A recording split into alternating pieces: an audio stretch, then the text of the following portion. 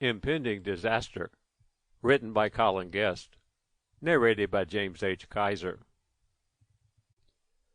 Prologue. Three friends survive a terrifying plane crash on top of the mountain. While making their way down to the town below, they make a shocking discovery. One survivor then makes a dash down to warn of an impending deluge of disaster.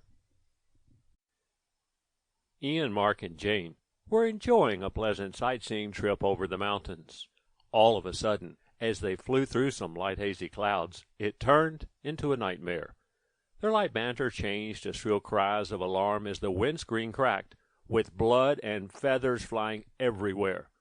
They had flown straight into a flock of geese. Mark gasped in horror as one bird flew beak first into the cockpit screen. Already damaged, it broke under the impact, with the now dead bird's head stuck partly inside. With the single-engine Cessna Skyhawk engine jammed and damaged wings, the plane plunged down towards the tree-clad mountain top. A glimpse through the shattered screen made Ian recoil in horror. They were heading straight at the communication tower. Using all his strength, he made a last-ditch attempt to avoid it. As he did, he yelled out, "Hold tight! We're going to crash!" The right-hand wing swept past the tower, then sheared off as it smashed into a tall pine tree. The force sent the plane spinning sideways. There was a loud bang as they hit another tree that tore off part of the rear section of the aircraft. What was left of the plane then slid down and ended up lying on the ground.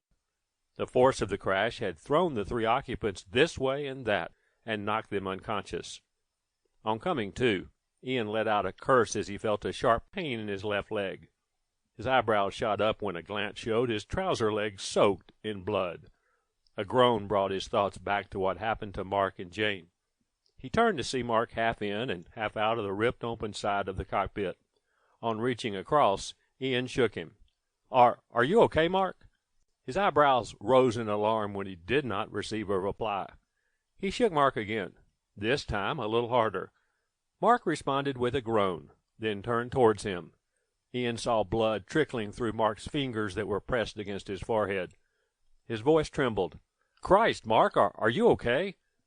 He gave a half-smile. "Yeah, I think so. My head hit something after we lost the wing. I think maybe the cut looks worse than it is." When Mark removed his hand, Ian saw that he was right. There was only a slight gash on his forehead. He took a handkerchief from his pocket and passed it to Mark.